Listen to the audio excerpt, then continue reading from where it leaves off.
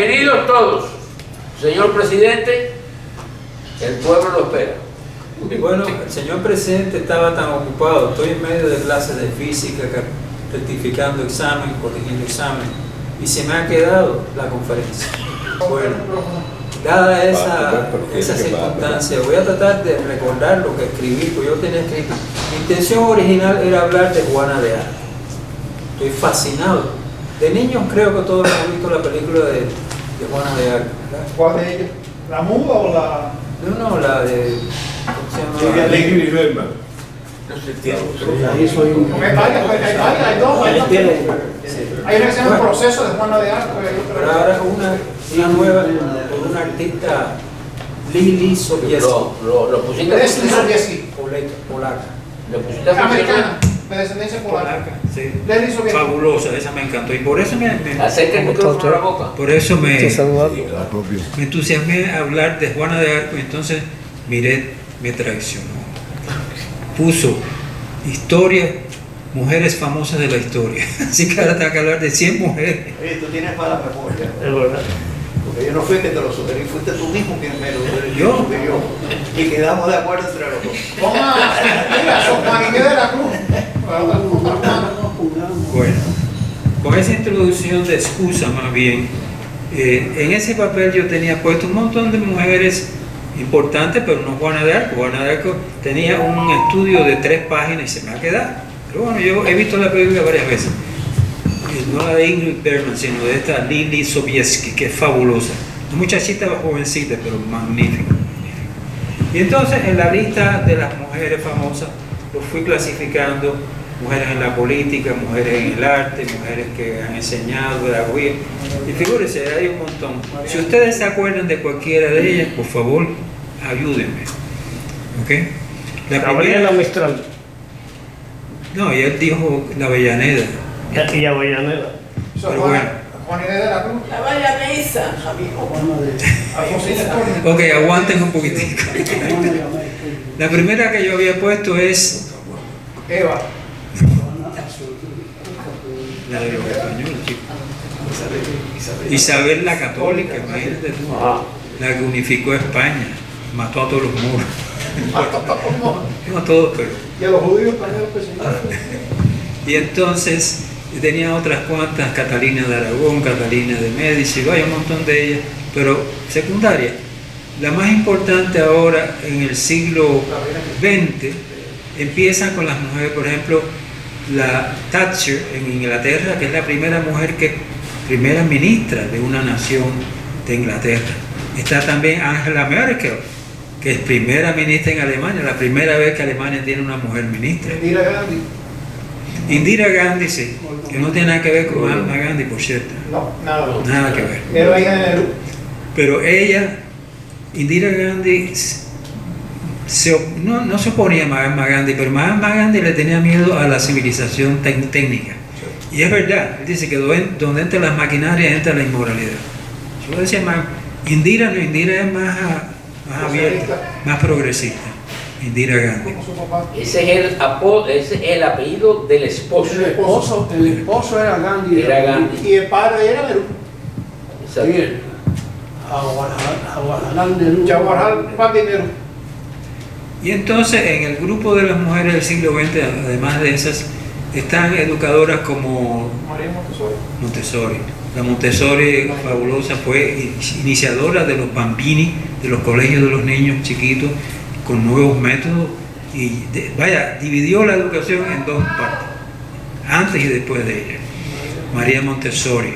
En el grupo de este está Florence Nightingale, que yo no estoy muy seguro qué es lo que hizo. Enfermera. Fue iniciadora de la enfermera. Esa es la famosa que iba con una lámpara En la guerra canista, en la guerra. buscando a las personas que estaban heridas o algo así. Exacto, Florence Nightingale. Y una, bueno, Mata Hari era una... La había que nos sacaban a los hombres, eran espías. ¿Cómo la clasificamos?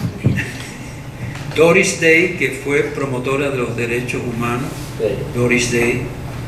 Y excede, imagínate. Isadora Duncan. Ay, Dios. ¿Quién es esa? Isadora Duncan. Ay, mira, Dorothy Day. Que murió ahorcada. la confundiste El con vuelo Dorothy. se le enroscó en la rueda de un carro. No Doris. Ok. Está una nueva también pakistaní de... Malala, dice la muchacha. Malala. Malala Yousafzai. Sí, un nombre rarísimo, pero Malala todo el mundo La le que dice no tiene Malala. vestido. Ha llegado a ganar el premio Nobel en el 14, en el 2014 le dieron el premio Nobel de la Paz y han establecido un día de Malala mundial. Poca gente tiene un día para celebrar su memoria. Pues esta niña a los 17 años hizo lo que hizo, denunció todas las cosas que están haciendo los musulmanes, los talibanes contra las mujeres y claro, se llevó el Le premio costó Nobel. caro, le con un balazo en la cabeza, pero sobrevivió. Sí, la atacaron, sí. Porque ellos, los musulmanes, como ustedes saben, querían que la sharia, que todo era, las mujeres se ahogaban con eso. Y ella protestó a los 17 años. Cuando digo 17 años me sorprende porque es la misma edad que tuvo Juana de Arco cuando se fue a luchar a Orleans, a la guerra. Juana murió a los 19, pero a los 17 se fue a luchar a favor de los franceses, ¿no? Pero bueno, no me quiero adelantar. ¿Qué otras tengo en el tintero de esa parte? Tengo científicas que yo conozco Marie bastante. Curie, Madame Curie. Madame Curie es quizás la mujer que todo el mundo que no sepa ciencia sabe que existió. La esposa de Pierre Curie. Que por cierto, él se ganó un premio y él fue tan generoso que dice, no, ella también tiene que ganarse. Porque la otra, y de suyo, él murió en un accidente horrible y ella estuvo 6 meses sin poder llorar. Entonces después se descargó, se consoló y su familia, la hija también ha ganado premios Nobel, Joliot Curie, y el yerno, ¿no? Una familia científica de primera categoría, Madame Curie. Después de eso, de la científica, bueno, puedo decir algunas cositas, por ejemplo, Vera Rubin, Lisa Meitner, Mileva Maric, la primera esposa de Einstein. esa acaba de casar y se acuerda de ella. No. Y entonces Vera Rubin descubrió la materia oscura, Jocelyn Bell descubrió los quasares, o pulsares, como quieran decirle, y Lisa Meitner descubrió la fisión. Voy a tener un momentico, porque Lisa Meitner, fue una mujer que trabajó con un colega químico, Otto Hans. Y como era judía, se tuvo que ir, ellos la embarcaron y dice, ella es un peligro para nosotros, la mandaron para Suecia, a través de Holanda. Y entonces, estando allá, Otto terminó el trabajo que ellos habían hecho, que es la fisión del uranio, la fisión, que es el origen de la bomba atómica. Y entonces, pero bueno, ella estaba allá en Suecia y a través de un sobrino que iba, Strassman, le dio las noticias de lo que estaba haciendo Otto, y Otto le dijo, mira, esto y esto y esto. No encontramos nada de lo que se espera. Una cosa rarísima, nos da cadmio, nos da la mitad del peso atómico de lo que estaban usando. ¿Cómo va a ser eso? Y entonces ella, se ve en la película muy bonita, caminando por un terreno de hielo, vio una hoja que se movía y una gotica que antes de caerse se partió en dos. Y se le ocurrió que lo que ocurría era que el cadmio se partía en dos. Cadmio y otros también, que son los que se funden, que se fisionan, mejor dicho. Y entonces, enseguida cogió un papel y empezó a calcular la masa que decía que tenía. Y usando la ecuación famosa de Einstein, E igual a mc2, dijo, Otto ha partido la... Y el sobrino dice, no, Otto no, tú. Porque ella lo calculó, ella estaba lejos, ¿no? Ella no pudo. Quemen los celulares, por favor. Bueno, eso es muy interesante, la historia de Lise Meitner, como digo, judía, que oye, las mujeres en ese tiempo no podían trabajar en ciencia. Oye, hasta en Estados Unidos pasaba, pleno siglo XX todavía. Vera Rubin no podía.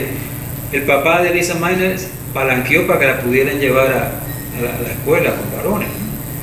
Los muchachos eran insoportables. Cuando las mujeres entraban, se ponían a dar golpes en los pupitres para protestar. Claro, eran pocos hombres, ¿no? Pero bueno. Entonces Lise Meitner, después que se supo que el uranio cuando tú le bombardeas con un neutrón, se parte, se fisiona, y peor todavía, puede dar 2 neutrones y esos dan 3 y 4 y 5, la reacción en cadena. O sea, es una cosa completamente inesperada, una posible bomba. Curiosamente, cuando le dijeron a Einstein de ese proceso, él no creyó que eso podía pasar. Lo digo porque a Einstein se le atribuyen todos los descubrimientos importantes atómicos en el siglo XX, pero la verdad que no es así. Einstein es un poco mito. Mis amigos saben que yo soy enemigo de Einstein, intelectualmente hablando, pero bueno, entonces Lisa, Otto Hahn le dieron el premio Nobel y no la mencionó a ella para nada, y ella no se peleó con él. Le dijo: Otto, nosotros hemos trabajado siempre juntos, eso me duele lo que ha hecho, pero bueno, siguió siendo teóricamente amiga de él, ¿no? Nunca llegaron a nada y eran jóvenes los dos, nunca llegaron a ningún enamoramiento. Otto Hahn. Esa es la historia de la fisión del uranio. Bueno, a cabo de los años, a Lisa Meitner, Hollywood le quiso dar un reconocimiento y hacer una película que se llamaba La madre de la bomba atómica.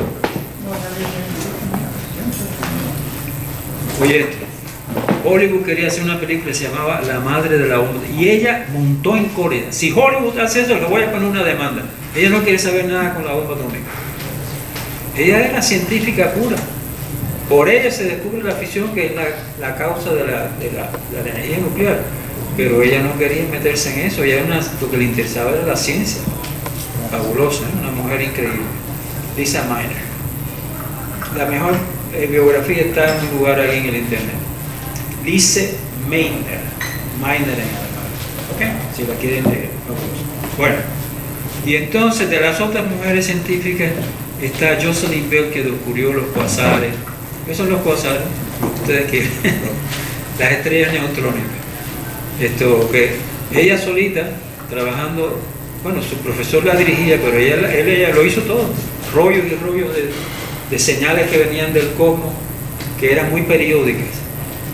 Se estaban burlando de ella: esos son los hombrecitos de orejas verdes, los marcianos. Está contactando a los marcianos. Y ella seguía ese rollo entero y descubrió que no, que eran estrellas tan exactas, más exactas que un reloj, que se llamaban pulsares porque pulsaban. Después se llamaron estrellas neutrónicas. Esa fue Jocelyn Bell, una muchacha jovencita, y no le hicieron ningún reconocimiento tampoco. De las otras dos que me quedan, Vera Rubin, ya hablé de Lisa Meitner, Vera Rubin y Jocelyn Bell, ya la dije. Vera Rubin es una judía muy religiosa, y nunca se convirtió, porque Lisa Meitner sí se convirtió, por cierto, al catolicismo, al protestantismo y después al catolicismo, Lisa Meitner. Pero Vera Rubin permaneció judía, fiel a su tradición judaica, muy religiosa, y confirmó la existencia de la materia oscura. ¿Qué es la materia oscura? Bueno, una materia que no se ve. ¿Y cómo la pueden descubrir? Bueno, la predijo un extravagante científico de los años 1930, Fred Zwicky, un hombre así rarísimo, pero no lo creyeron. Y entonces Vera Rubin, estudiando las galaxias, sobre todo las estrellas más lejanas de una galaxia, se dio cuenta que había una anomalía. Y efectivamente es que hay un exceso de masa. Hay una materia nueva que se llama materia oscura. No es la materia de energía negra, esa es otra. Pero la materia oscura es como el 23% del universo. Y esta señora la confirmó. Tampoco le dieron ningún premio a Vera Rubin. Realmente yo creo que a ninguna mujer le han reconocido eso. Y para acabar de este episodio, voy a hablar un momentico de la mujer, de la primera esposa de Einstein, Mileva Maric, que se supone, porque hay cartas de ella que se han descubierto, que hablaba del trabajo que ellos hacían, que ella rectificaba la matemática de Einstein. Y hay gente que dice, ella lo hizo todo, pero ella quería que Einstein triunfara.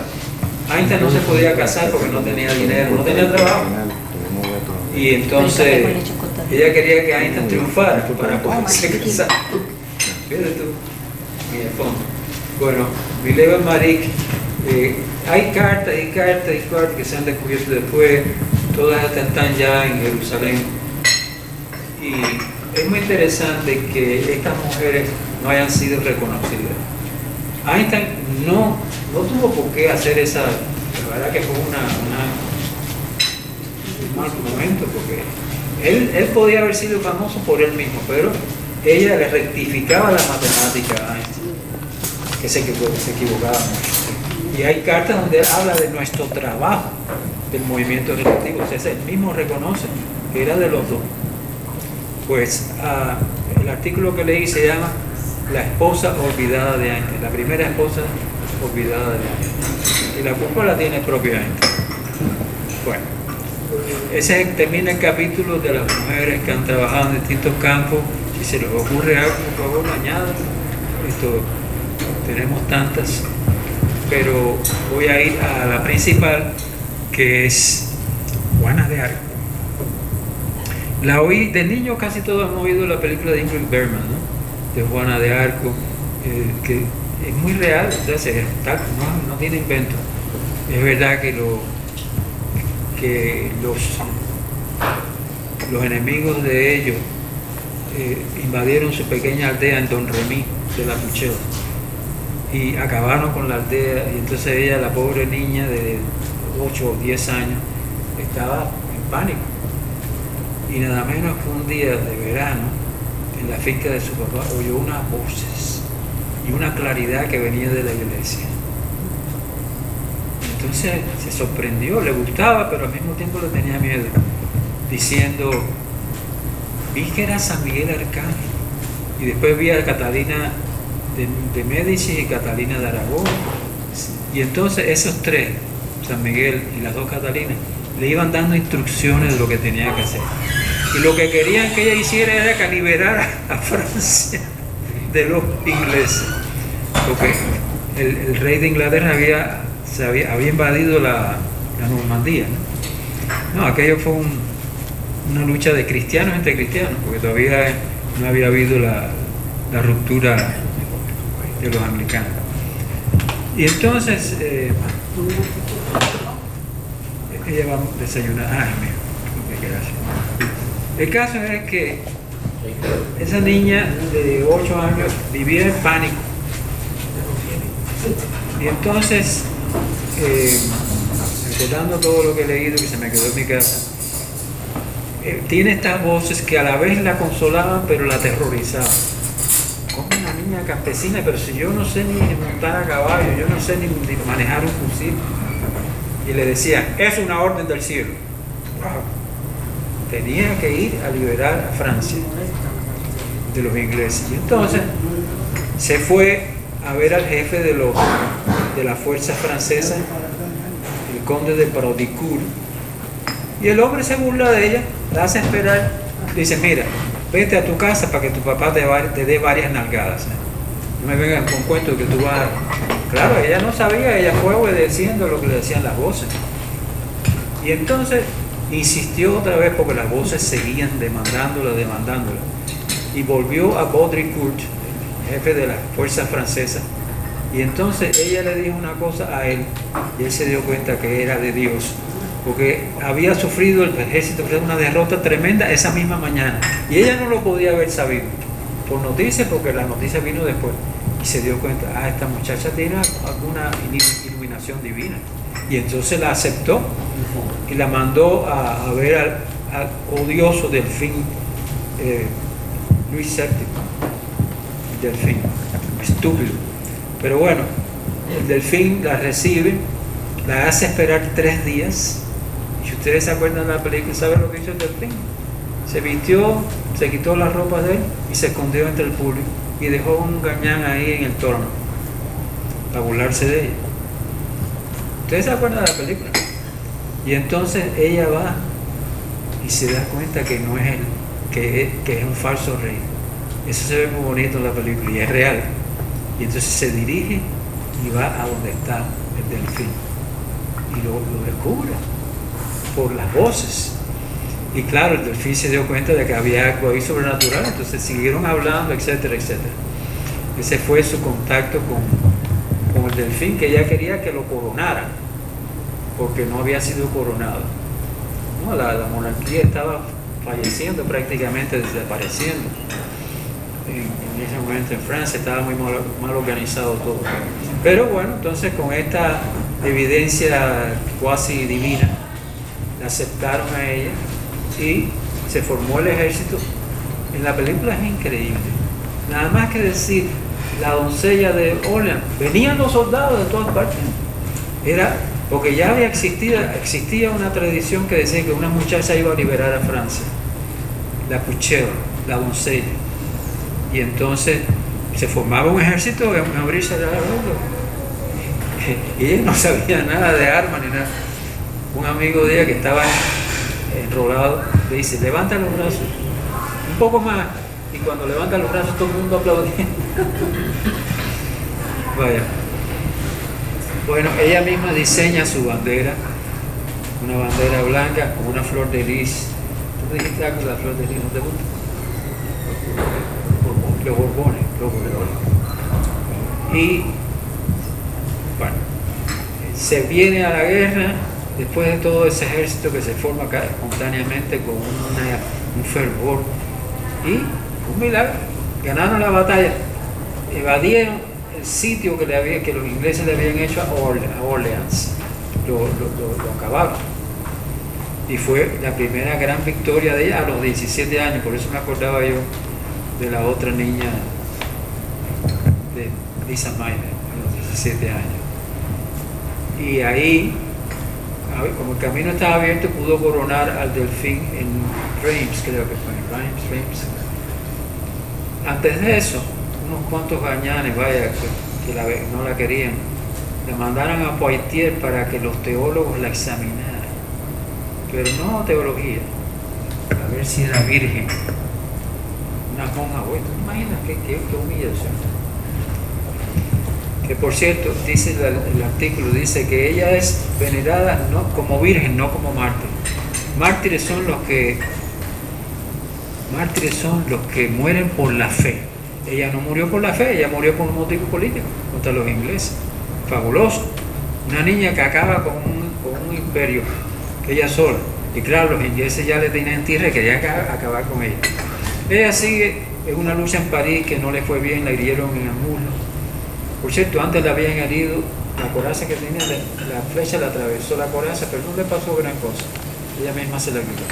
Después en París sí tuvo una herida en el muslo. Y ya después tuvo otra tentativa de guerra y ahí la cogieron los borgones. Porque es borgoñones. Son los borgones. Permiso, ¿aquí alguien quiere algo más que no sea café? Azúcar. Azúcar. Azúcar. Está como Celia Cruz. Azúcar. Jugo de naranja. Yo voy a averiguar ahí, te traigo jugo de naranja. Ok. Ahora yo les voy a traer el desayuno, ¿ok? Ok. Entonces, obviamente, en esa circunstancia, ella cae presa de los borgoñones, porque dice Borgoña. Y estuvo presa, eso lo vimos en la película. Una viejita la quería convencer, quédate aquí con nosotros, aquí puedes hacer esto, lo otro. Y ella dijo, no, pero en Francia soy libre. Y entonces los borgoñones estaban en una lucha. Ahí, dice el autor, los franceses la traicionaron. Podían haber pagado un rescate para sacarla de la prisión de los borgoñones. Y no lo hicieron. O sea, es Luis, el delfín famoso por el cual ella dio su vida y lo coronó. Y por supuesto, el momento de gloria de ella fue cuando aparecieron los dos, el delfín y ella, side by side, ¿no? Ella triunfó a los 17 años. Pero los borgoñones la cogieron y el rey no hizo nada, el francés no hizo nada, la abandonó. Y al fin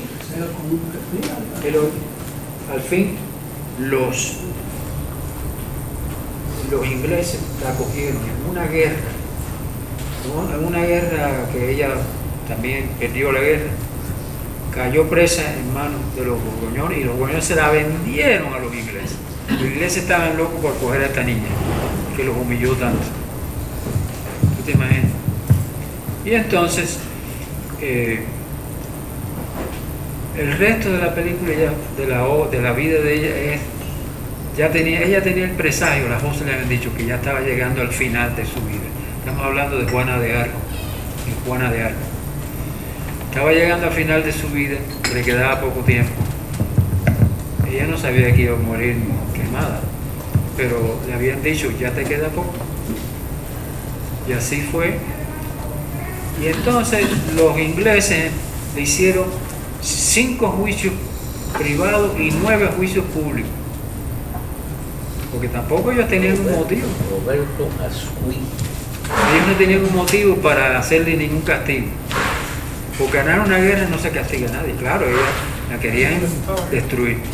El caso es que después de 5 juicios privados y 5 públicos y 9 privados, se ve en la película de Ingrid Bergman, esto se ve muy bien, la ponen en el público y todo el mundo le dice firma para que se eche para atrás, para que se retracte, para que no la condenara. Eso es muy impresionante. Ella no sabía qué quería decir retractarse. Una muchacha analfabeta. Y claro, en los juicios los jueces acababan con ella, le ponían trucos teológicos que ella no sabía nada de nada. Sin embargo, a veces respondía casi milagrosamente perfecto. Y me acuerdo de este punto. A ella le preguntaron, ¿usted está en estado de gracia de Dios? Porque decían que eran los demonios los que la estaban iluminando. ¿Usted está en estado de gracia? Es una pregunta muy difícil y yo no lo sabía. Nadie puede presumir que está en estado de gracia. Nadie, ninguno de nosotros. Es una presunción. Y ella dijo, si estoy en estado de gracia, que Dios me mantenga. Y si no lo estoy, que me devuelva la gracia. Y dije, perfecto. Respondió perfectamente. Fíjense, yo no sabía eso. Nadie aquí puede decir que está en estado de gracia de Dios. Es una presunción. Bueno, ¿qué pasa? Bueno, entonces, ya le llegaba el fin. La metieron presa en una cárcel horrible. Ustedes se acuerdan de la película de Ingrid Bergman, se ve con los grilletes en los pies, arrastrando las cadenas. Aquí también se ve, claro, la niña es más chiquita. Incluso le habían dado permiso para visitar a su familia. Bueno, el caso es que ella se defendió como pudo, hizo esa fabulosa respuesta. Si estoy en gracia, si no estoy en gracia, que Dios me ponga en ella, y si la estoy, que me mantenga. Es una genialidad. Bueno, después entonces viene el juicio público. En el juicio ella se supone que haya firmado la retractación. Eso se ve mejor en la película de Juana de Ingrid Bergman, porque ella ve esa gente hablándole, firma. Ella no sabía ni siquiera lo que ellos querían, que si firmaba retractándose no la iban a quemar por bruja. Pero entonces viene un clérigo aquí y le puso la firma así. En la película se ve, ella no sabe lo que estaba escribiendo y se supone que haya sido una retractación. Bueno, entonces el cardenal Puchón, el cochino, fue el que la quería matar, el inglés. Puchón quiere decir cochino, el nombre del cardenal, que la hace Peter O'Toole en la película. Sí, muy bien lo hace.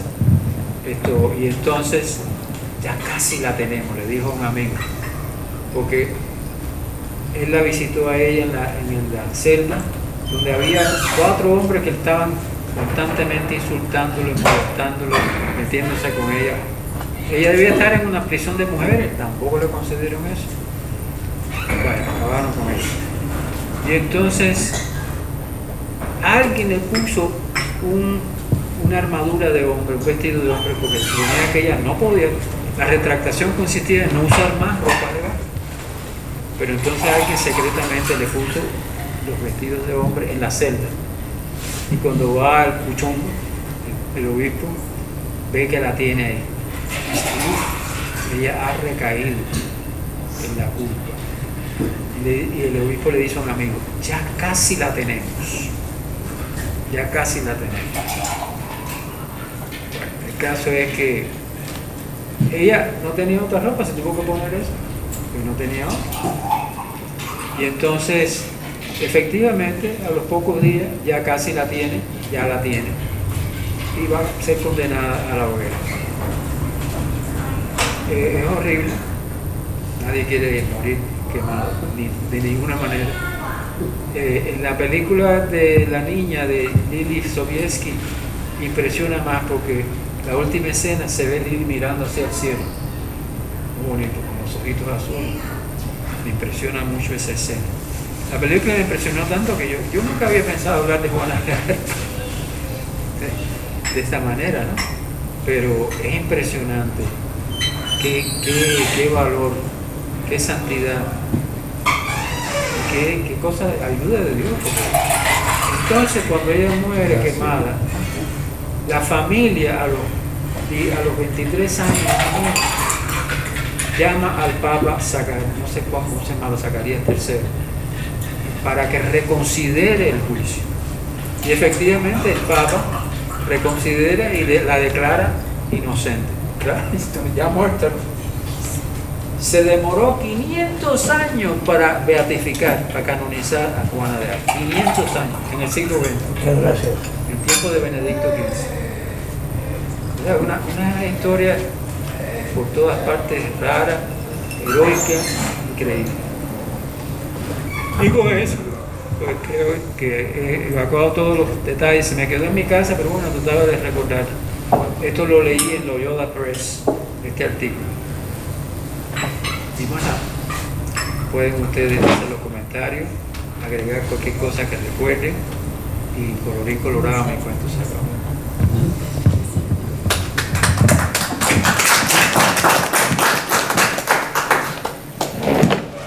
Un buen momento para comer. Ya vamos a ir. ¿Hay algunos avisos, Pedro? Está preparado. En la lista de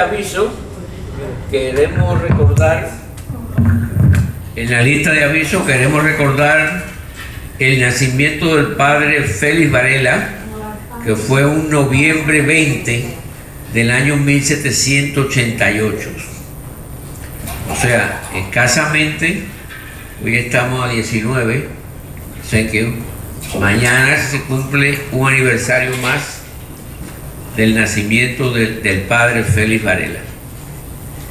Estuve leyendo en el internet que hay un gran embullo todos ustedes deben de conocer que para ser santo al padre Félix Varela tiene que producirse el hecho donde se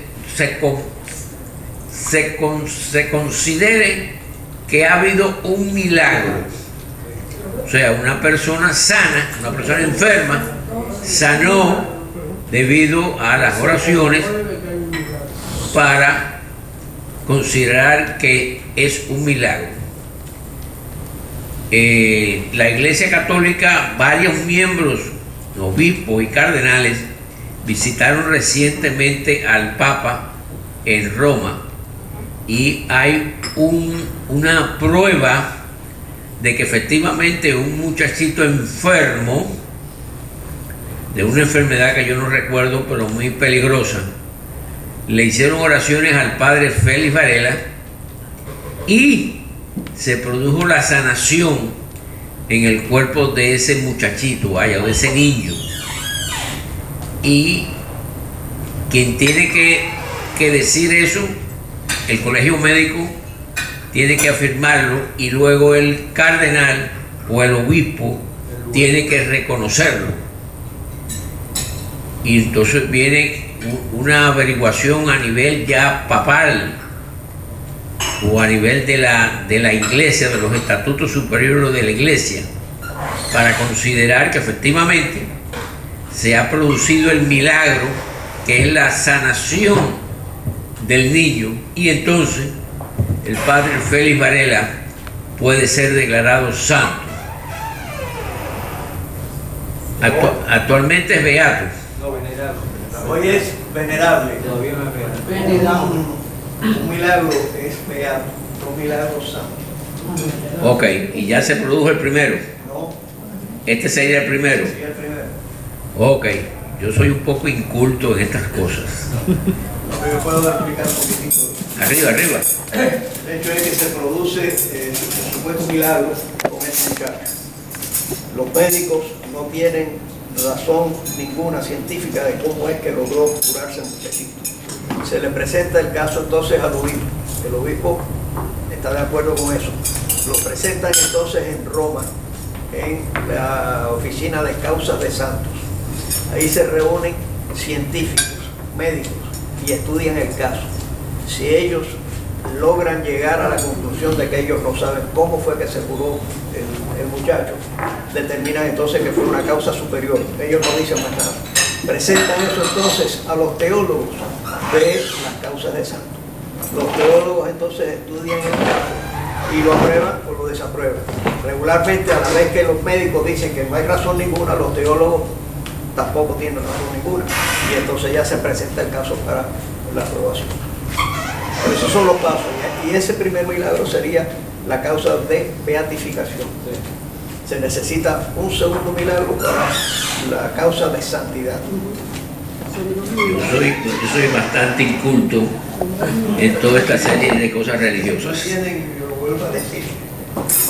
Pero mi sentimiento personal, según todo indica, esa dedicación de esa vida de él, que yo he leído en 2 o 3 libros, indica que era alguien que estaba más allá del comportamiento humano. O sea, sí, que tiene derecho a que la iglesia lo reconozca como santo.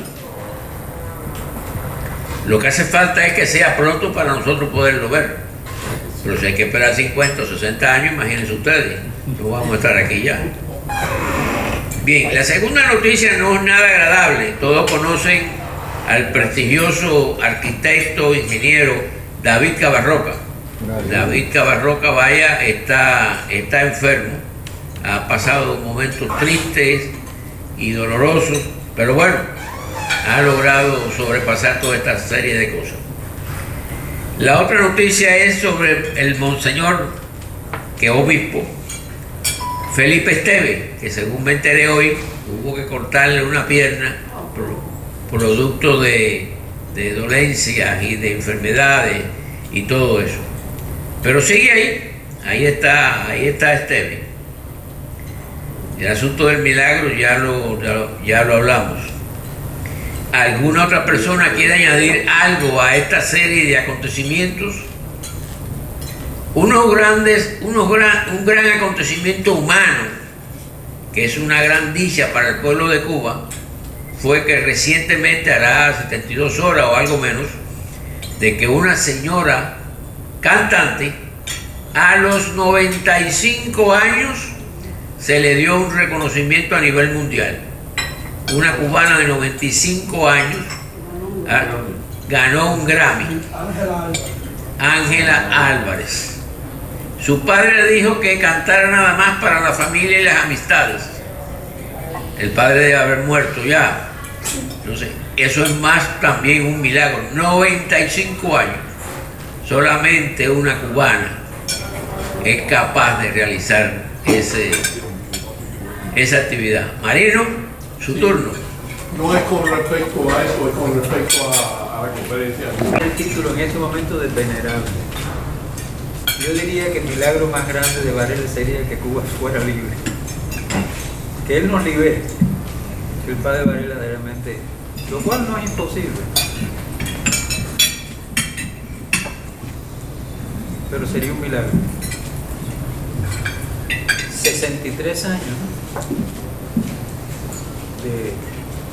de dictadura comunista que ya aburre, ya apena. 64. Primero de enero cumplimos 64 años. Pero bueno, mira, las cosas de Dios. Tenía 16. Dios es eterno.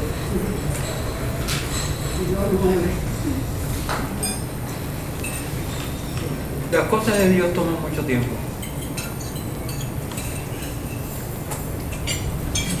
¿Cuánto tiempo demoró Jesucristo en venir? 2000 años. Antes de Cristo ya estaban anunciados. Y 2000 años después seguimos igual. No tan mal, pero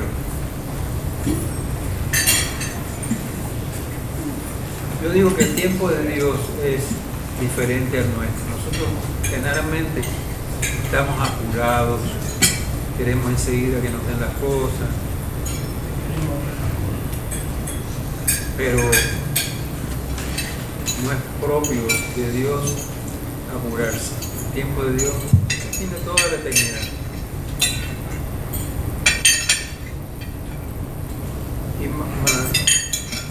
Juana de Arco esperó 500, 900 años para ser canonizada. Una cosa increíble. Claro, la familia a los 23 años de su muerte habló con el Papa, no me acuerdo si no sé si del cielo.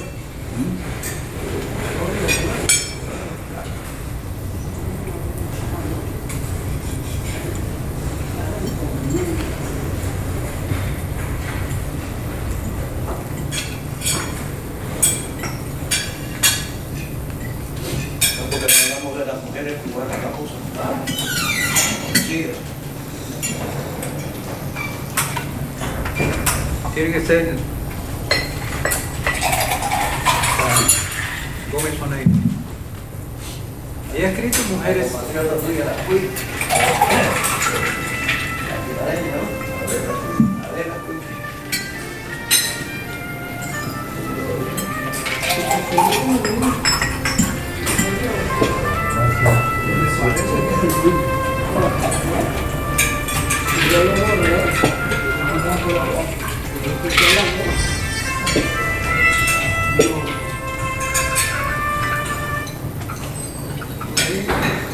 Teresa Fernández Sonera ha escrito sobre la mujer cubana.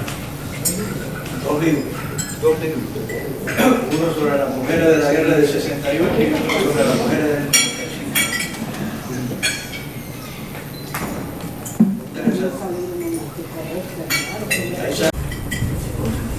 Adulterio por completo. No lo puedo asegurar, pero he leído que el dinero del premio se lo dio. No lo puedo asegurar, pero lo he leído. ¿Se lo dio aquí? A la... Sí, no, ella lo pidió. Ella lo reclamó. Porque a mí también había escrito una nota que decía que su dinero del premio Nobel. Einstein había dicho que le iba a dar la herencia a su hijo, el primer hijo de él.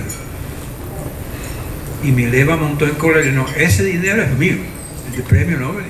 Y ganó la causa. Lo que pasa es que, ¿qué hizo con ese dinero? Compró 2 apartamentos. Empezó a dar clases, pero no pudo sostener esa vida. Y al fin se fue para ese país checo, Yugoslavia. Y murió en el anonimato. ¿Quién conoce a la mujer de Einstein? El artículo dice así, la desconocida primera esposa de Einstein.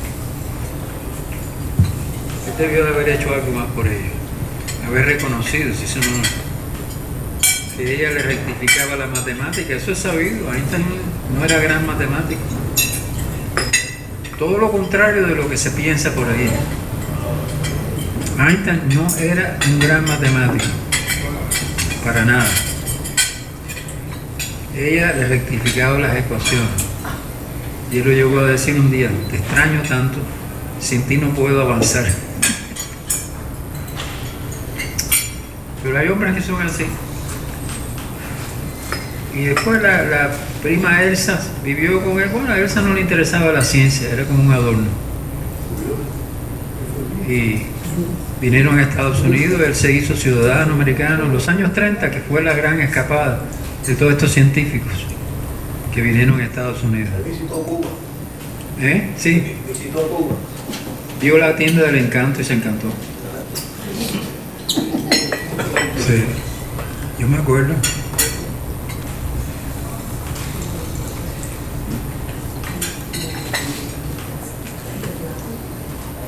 Es curioso que cuando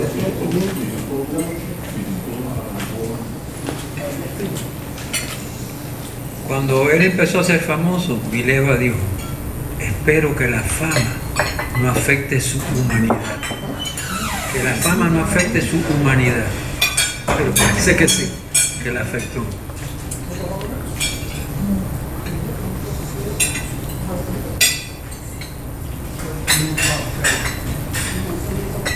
Hablando de milagros,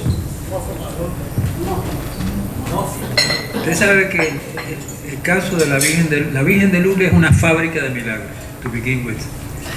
Pero hay un caso que a mí personalmente me impactó mucho. Pedro de Ruder, Peter von Ruder, que fue un hombre que le cayó una mata arriba, abajo de la rodilla, y le fracturó el hueso y estuvo 8 años supurando pus ahí. Al fin un día decide ir a Gante, no a Lourdes, sino a Gante, donde había una iglesia en honor a la Virgen de Lourdes. Y entró, y apenas entró se curó. Una cosa increíble, una curación que implica material nuevo, se fabricó hueso nuevo. Peter von Ruder, ese caso fue tan sonado que aún después de la muerte de Pedro de Ruder, los científicos todavía iban a sacar el cadáver para ver cómo es posible que haya aparecido material nuevo, creación nueva de material, de fosfato de calcio. Peter von Ruder, para mí ese es yo de niño me impresionaba mucho, ¿no? Saber del caso ese de Pedro von Ruder. ¿Tú sabes lo que es que te sacan después de muerto para ver? Yo creo que creo recordar, hace 45 años que estuve en quiero recordar que allí hay un hueso humano que se ve en el medio, un material que fue la curación de una persona que había perdido ese pedazo de hueso en un accidente. No sé si será el mismo caso. ¿En dónde tú lo viste? En Lourdes, en la Basílica. Bueno, pero Lourdes... En el Museo de la Basílica. No, bueno, puede ser que lo hayan pasado para allá porque él fue en Gante. La curación de Peter von Ruder fue en Gante. Y desde luego, no, pero ustedes lo enterraron. ¿Tú sabes lo que sacaste de tu féretro para ver el estado de tus huesos? Nadie quisiera que le pasara eso, ¿no? Pero si es para la santidad, a Dios gloria. En Lourdes no hay muchos milagros, pero dice que el milagro grande ahí es que la gente va a pedir un milagro y lo que sale es con aceptación. ¿Con la? Aceptación Sí. de su situación, o sea, salen con paz. Van pidiendo un milagro y dice, bueno, tranquilo, estoy bien. Sí, pero Lourdes es una fábrica de milagros.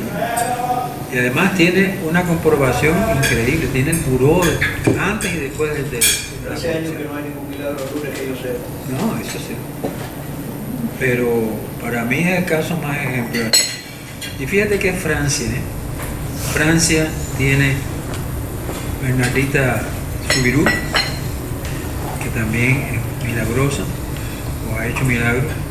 Tiene a Santa Teresita del Niño Jesús, que no, más tranquilita.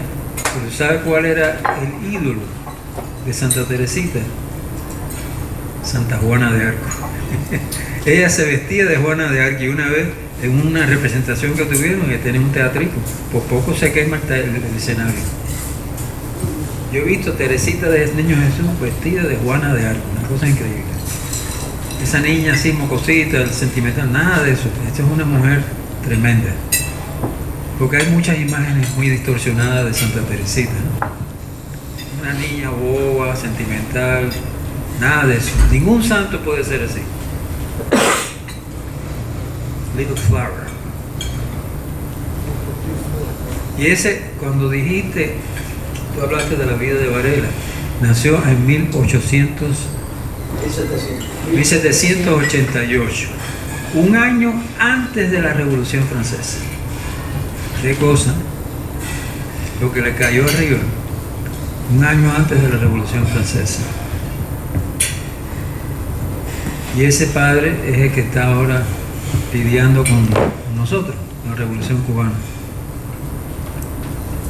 Y hay mucho en común. La Revolución Francesa es una desgracia. Yo no sé si ustedes cuando estudiaron en el colegio les dijeron algo de eso, pero es una total desgracia contra todo lo humano, contra todo lo divino. ¿Sabes lo que es la guillotina? El terror. Y en la zona de la Vendée acababan con la gente, quemaron una escuela con niños adentro, horroroso. En la Vendée. Sin embargo, Francia está ahí. Yo a veces digo, ¿por qué Dios ha...? Porque decían que Francia era la hija predilecta de la iglesia. ¿Han oído eso? ¿Tú has oído eso? La hija predilecta de la iglesia. La primada, ¿no? La primada le llamamos. Predilecta. Quizás sería para protegerla de lo que le esperaba.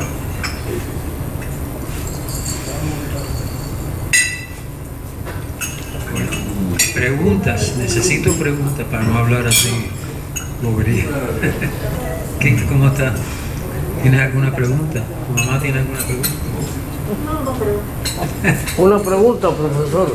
De los 3 niños en Fátima, el varoncito murió. La monja es santa. ¿Y la otra niña? ¿Qué pasó con la otra niña? Murió la niña también. Jacinta y Francisco, los dos murieron uno atrás del otro. Sí, fue la... Y ya han sido beatificados por el Papa. Ah, sí. Gracias. Lucía murió mucho después, vivió cantidad hasta los 90 años. Y todavía no es santa, pero ya la han reconocido mucho. Está en un camino de la santidad. Que Lucía no es Lucía, es Lucia. Porque es el nombre cuyo masculino es Lucio. Y Lucio, de Lucio viene Lucia. Sí. Lucía. Como quiera que sea. No, la historia de los niños de Fátima es algo increíble. Porque Madre Teresa de Calcuta. esa es quizás la más famosa mujer del siglo XX, la Madre Teresa. Mucha gente no religiosa saben de ella. Hubo un inglés que escribió Something Beautiful for God, que es la vida de ella. Sí, no, la Madre Teresa incluso fue mencionada la mujer del año por el Time Magazine. Yo no la mencioné, pero es famosísima. Wittgenstein, no tan conocida, pero bueno, sí, porque la mataron en el campo de Auschwitz. No, en el siglo XX, ustedes saben que ha habido más mártires en el siglo XX que todos los siglos anteriores del cristianismo. Piensen en los cristeros en México. No, una cosa increíble. ¿Qué otro grupo hay? Los cristeros y los... Hay tres grupos donde surgió el grito de Viva Cristo Rey. Sí. Los primeros fueron los cristeros en México. El segundo fue en España. Cada vez que iban a fusilar a alguien gritaba Viva Cristo Rey. Y el tercero era Cuba, donde también la gente gritaron Viva Cristo Rey. Son los 3 países donde se ha proclamado el reinado de Cristo antes de que fusilen a y toda esa gente son matados. O sea, de la guerra civil española mataron La cantidad guerra de civil civiles. española fue horrible. A los curas los colgaban de los cachos de la carnicería. Increíble. Fusilaron una estatua de Cristo increíble. Un país católico.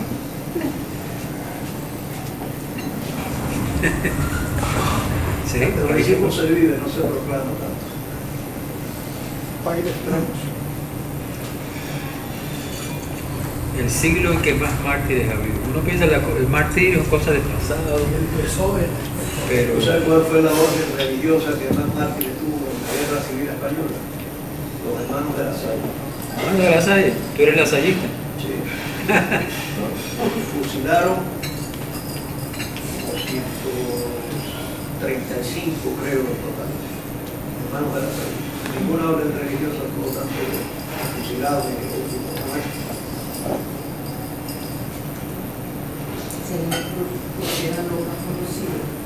No, porque llegaban, eran religiosos y asaltaron escuelas, asaltaron iglesias, asaltaron hospitales, donde quiera que había religión. Si sabían que eran religiosos, lo fusilaban. Y si alguien protegía a un religioso, lo fusilaban junto con un religioso. Aquello fue horrible. El odio que se despertó en España contra la iglesia, contra el clero, fue increíble. Por eso a mí me molesta tanto que ahora están renovando ¿cómo le dicen? Conocen esas cosas. La ley de la memoria histórica. La memoria histórica. Estamos recordando la memoria histórica del lado de los comunistas, pero del lado acá. Yo me conseguí un libro donde un individuo dice vamos a revisar la verdad histórica, vamos a revisarla. Y ahí es donde salen infinidad de historias de libros, infinidad de historias de prácticas de la iglesia en la guerra civil española. Bueno, las iglesias, en Madrid, muchas de ellas tienen las cajas, duentas ya quieren normalmente las cajas. Que se las quieren quitar. Sí, hay. Porque muchas mencionan el ausente, José Antonio Primo Rivera, el ausente, ese tipo de cosas. Pero están las cajas con los asesinados, y son unas cuantas. La iglesia que quemaron, colegios que quemaron. Ahí era libertad para hacer lo que te dé la gana con los religiosos.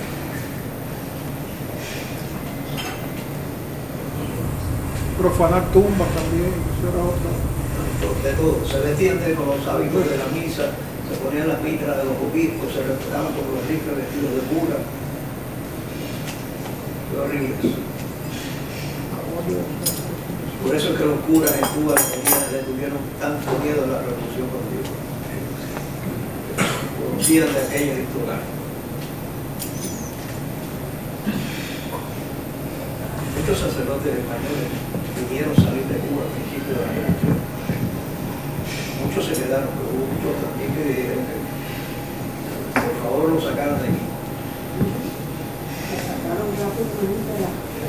La salida fue en ese, oficial fue en ese. El barco. Covadonga. No me acuerdo si en 131 o 61. Pero la diferencia del Covadonga es que fueron obligados. Eso fue obligado. Covadonga fue obligado. Fueron obligados, 130 sacerdotes y obligados. Covadonga fue obligado. A punto de pistola. Ese fue el caso del padre Riva, que yo lo vi, que lo sacaron de su iglesia en Santiago de Cuba Sí, Monseñor Román. y lo llevaron directamente para La Habana. Acababa de suceder el incidente del 8 de septiembre, que no fue el 8, fue el 9, creo, de septiembre, en la Iglesia de la Caridad de La Habana. Y cogieron preso a Monseñor Ponce María. Estuvo preso una semana entera. Dice que la sotana con la que lo cogieron preso era blanca. Y como estuvo con esa sotana toda la semana, ya cuando estaba montando en el barco, la sotana era gris de sucio, estaba volviendo en el piso. Sí. Y ahí creo que sacaron 2 o 3 constatativos, fueron todos sacerdotes. Sí, no. Y sacaron un hermano de la Salle también. Sí. Media Luna, que fue director del colegio. Media Luna. Sí, porque era acá, porque le decíamos Media Luna. Todos los curas en la Salle, todos los curas tenían nombre. Cepillo, el plomo, el colorado, la manzanita. Bueno, de todas las criaturas mujeres creadas por Dios, hay una que es la que más cerca está de Dios siempre y fue creada sin ningún tipo de pecado, María. Yo quería hablar de María hoy porque se está hablando de la mujer. Y no hay ninguna mujer en la historia humana, ni ningún ser humano que esté creado de esa manera que se creó a María, la Madre de Dios, el primer sagrario de Jesús. Así que yo quería mencionarla porque María ayuda a que esos milagros que nosotros mencionamos aquí y los que no hemos mencionado se produzcan. Y con la mediación de María mucha gente se ha curado, se ha sanado. Así que por eso quería mencionar a María. Los protestantes, ustedes saben, no comprenden la devoción de los católicos a la Virgen María. Pero esta conferencia yo no estaba leyendo lo de Juana de Arco, menciona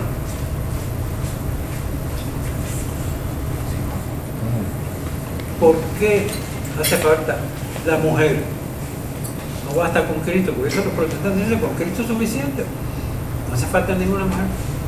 Y la respuesta está en la Biblia. Desde el Génesis, ella dará con un hijo y él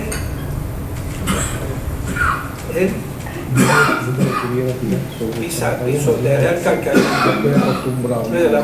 La serpiente tiene que lidiar con la mujer. Y hay un sacerdote que dice, porque Cristo quiere que la mujer también participe, que su madre participe de la gloria de la victoria. Yo una vez en un programa con Jorge Díaz, dice, bueno, pero ¿por qué no basta con Cristo? Dice, bueno, pregúntale a Dios, pero desde el principio se anuncia una mujer que va a atacar el calcañar de la serpiente, de su linaje. Yo leí un libro que en el siglo II María fue reconocida en el siglo II del cristianismo como virgen. O sea, que el niño Jesús vino y no se alteró en nada el cuerpo de María. Por eso es virgen.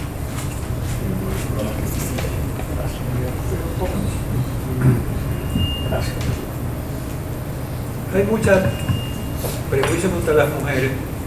Sí. Hay un cuento de un general de la guerra de España, no me acuerdo de cuándo, que murió porque una mujer tiró un tiro y murió y él lo mató. Pero él, antes de morir, se suicidó porque no podía soportar que una mujer lo hubiera matado. Fíjate tú hasta dónde llega. Matarse porque Dios no puede morir por él.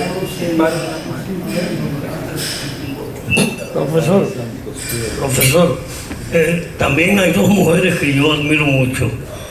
La madre de San Juan Bautista y ya unos siglos después la madre de Constantino, que fue a buscar la cruz de Cristo. Ahora, yo creo que ella no pudo haber encontrado nada porque ya había pasado muchos años ya de eso. Santa Elena. Sí. ¿Qué tú opinas, profesor? Sí, encontró la cruz. ¿Encontró la cruz? Yo no vi, yo sé lo que pasó. ¿Pero dónde está esa cruz ahora? Seguramente se la han dividido en diferentes lugares, los pedacitos de la cruz. Igual que la reliquia de los santos. Exacto.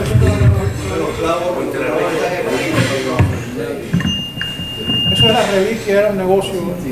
Hay que tener que tengan paja de pesebre. Acuérdense que la cruz estaba primeramente en posesión de los mahometanos. Ah, sí. Sí, estaba en posesión de los mahometanos. Entonces Ana, que era la madre, Sí. hizo una expedición para encontrar la cruz. Espérate, no había momentáneo en la época de Constantino. ¿Cómo? ¿Tú dices, Elena? La cruz estuvo en manos de los musulmanes. ¿Cuándo? Yo no sé la fecha exacta, vaya. No, porque es que saltamos de Santa Elena a la vez. Exacto, no había momentáneo. No, yo estoy hablando. O sea, Elena, los mahometanos no estaban ahí, pero la cruz estaba en territorio de los mahometanos. O sea, tenemos que hablar después del año 700. Oh, ok, sí. La cruz estaba en territorio de los mahometanos. Y entonces ahí se fue a buscar la cruz, que parte de la cruzada es precisamente por eso también, para rescatar rescataron la cruz y la encontraron. Debe estar en Roma. Es motivo de la Debiera estar cruzada. en Roma. ¿No? Es motivo de la cruzada. Cruzada, ambición, rey. Eran varias cruzadas y algunas. Sí, recuerda que algunos saquearon Constantinopla los propios cristianos. Sí, pero o sea, aquí hay que hacer una división. La cruzada, el objetivo de la cruzada no tiene que ver nada con el rescate de la cruz. Pero ellos la encontraron. Ellos la encontraron. Son cosas distintas. Los templarios.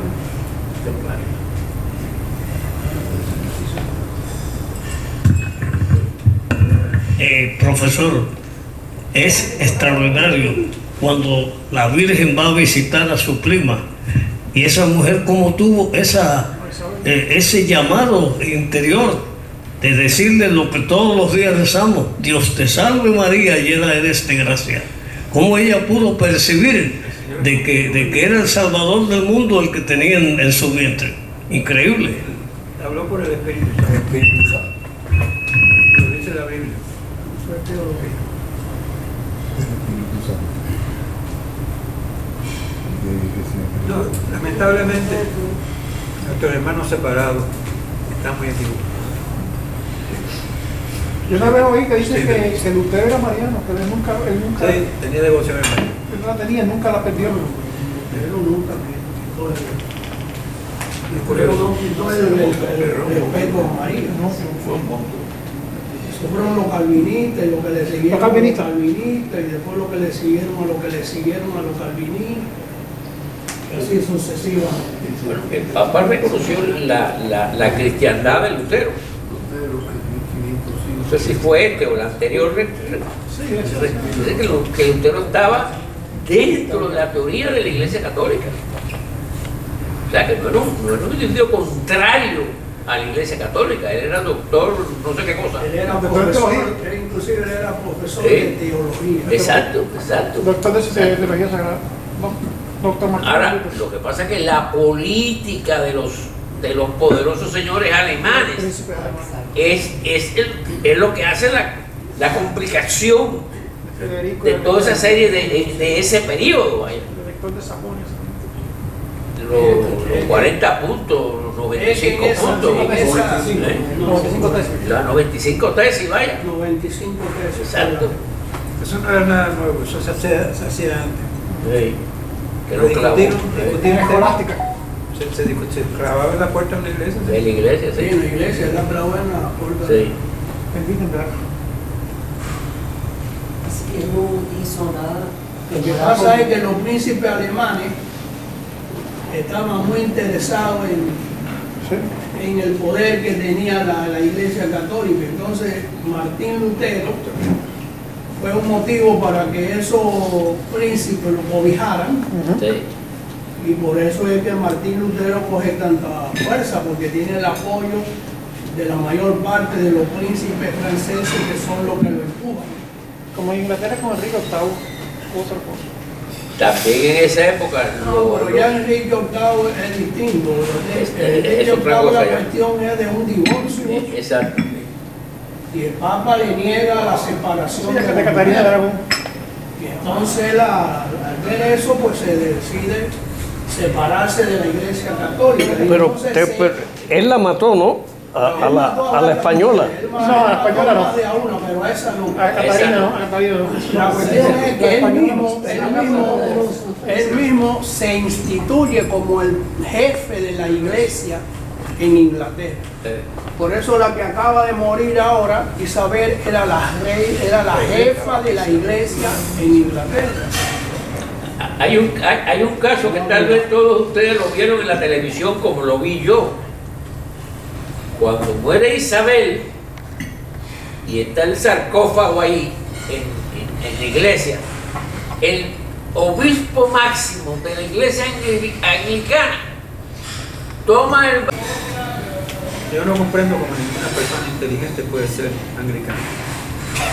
Eso decía mismo. Una iglesia que nace de un divorcio, señores, ¿qué sentido tiene eso? No es ¿Tú sabes lo solamente que- eso, es un individuo que ha matado personas. O sea, había No es solamente que se haya divorciado. había un ateo famoso en el siglo XIX Pero también que mató se olvidó cómo se llamaba, y dijo de la iglesia de Inglaterra, unas cuantas ceremonias no y unas cuantas menos y es nada. era un hombre muy... Y es verdad, tú puedes ser anglicano y ser casi y creer lo mismo que el catolicismo. Y tú puedes ser casi una persona que se casi medio ateo o casi lo que llaman anglo-católico, que es una copia del carbón del catolicismo, que creen en la vida, en los santos, los 7 sacramentos, todo, menos en el Papa. Los episcopales, los presbiterianos, todos tienen una forma más o menos parecida a la iglesia católica. Yo fui a una misa porque no sé quién fue el que murió y entonces hicieron una misa en la iglesia anglicana y yo fui a la misa. El muerto era conocido mío, algo por el estilo, del MDC, cualquier cosa de eso.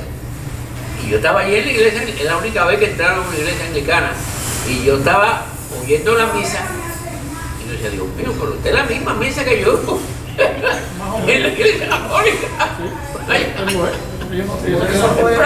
Prácticamente lo mismo. Por eso fue que los puritanos vinieron aquí a México. Estaban persiguiendo en Inglaterra por la lucha que había entre ellos. Y ellos decidieron venir para acá y le dijeron al rey que le pagara el viaje. Eso es como vienen los puritanos para acá, por la división que había dentro de los mismos anglicanos. Sí. No es una cosa monolítica tampoco. No. La reina dice que ella no era lo que llaman high church, ella era low church, que a ella no le gustaba ni ceremonial, ni las casuallas, ni nada de eso, a ella no le gustaba eso. Y cuando ella muere, ella estaba en Escocia, donde ella no es jefa de la iglesia. Ellos son presbiterianos en Escocia. Ella cuando iba a Escocia, ella iba a la iglesia presbiteriana. Fíjate lo que es. Pero la cosa es que cuando en una iglesia, en la iglesia de Inglaterra, tú puedes ir a la iglesia y yo digo, no hay problema. La jefa de la iglesia de Inglaterra, cuando estaba en Escocia, ya no iba a una iglesia americana, iba a la iglesia presbiteriana. Exacto. Donde ya era simplemente un miembro más de la iglesia. A mí me sucedió lo mismo que a ti en una ocasión, cuando murió la esposa, cuando murió la suegra de mi hija, que su esposo era anglicano. Fui a la iglesia y era exactamente igual todo.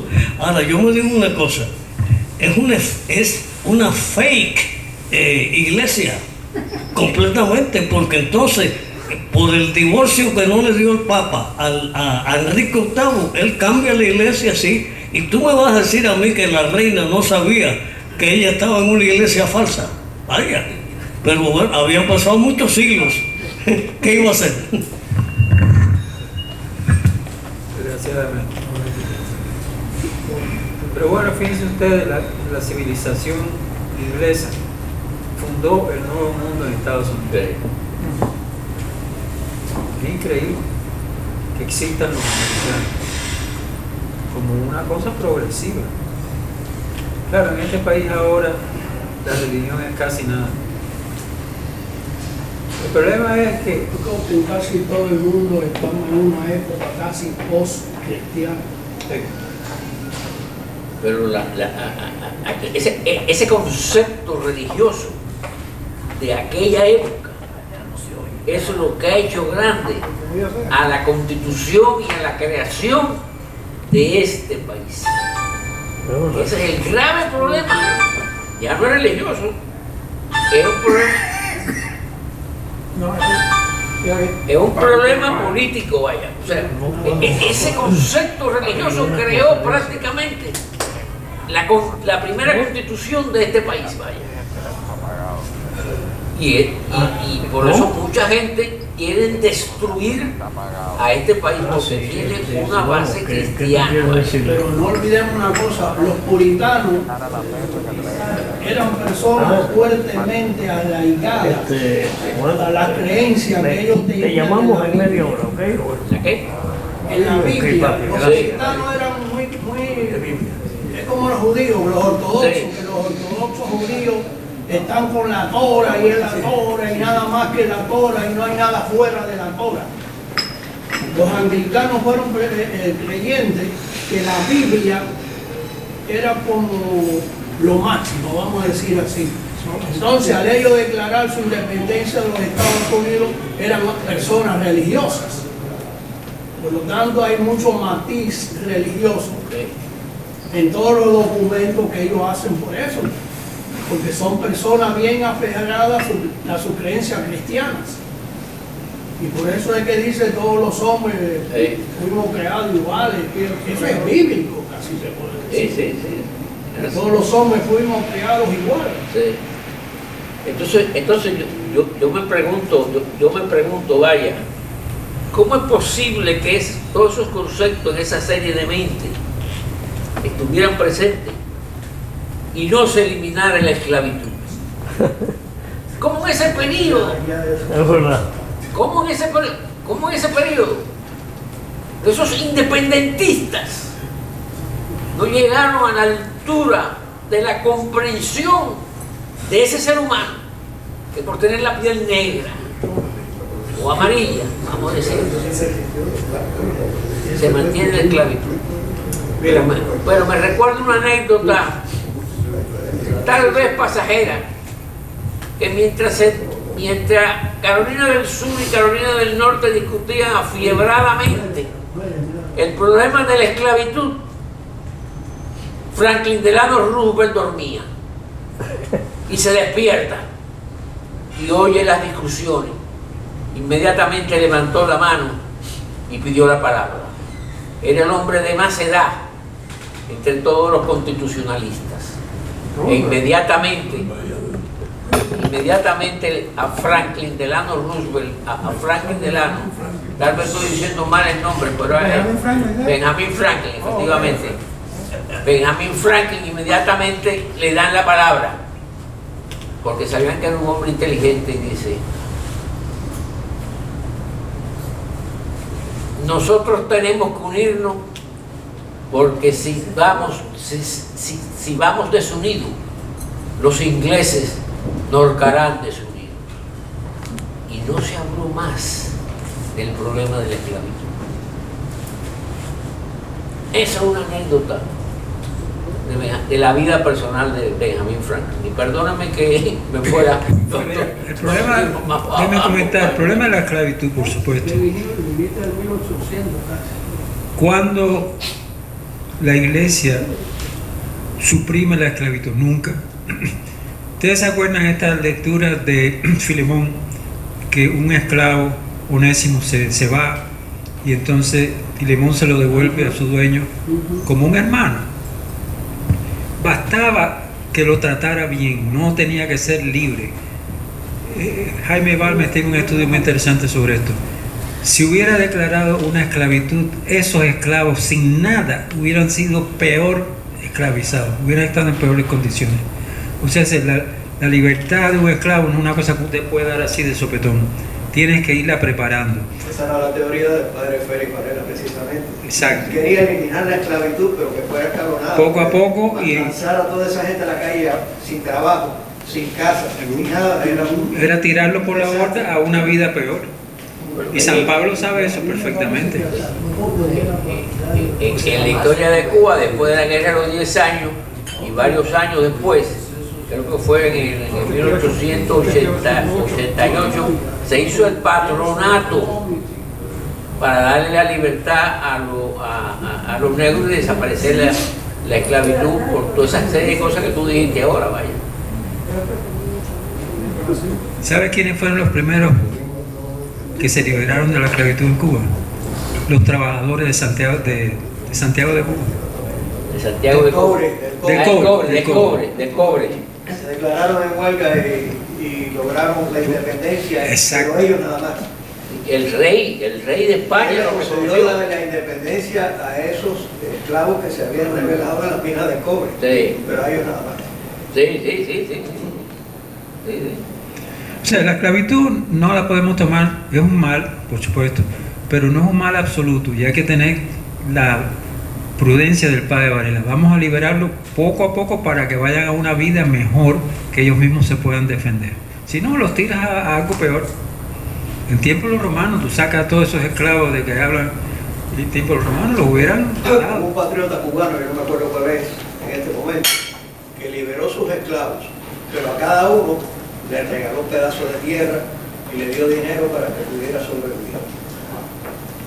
No me acuerdo ahora cuál fue el patriota ese. Toda esa gente, mayormente toda esa gente, o sea, las grandes cabezas, en el caso de Cuba, tenían esclavos. Creo que fue Francisco Vicente Sí, Aguilera. debió ser Francisco Vicente Aguilera. Creo que fue Aguilera. Casi todas esas cabezas tenían esclavos. Y entonces es lo que dicen los camagüeyanos. La negación de la esclavitud es parte de la república, vaya. No, y los primeros.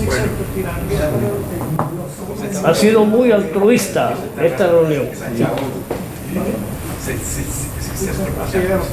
Bueno, señor presidente, usted diga sus últimas palabras. Monsieur le Président.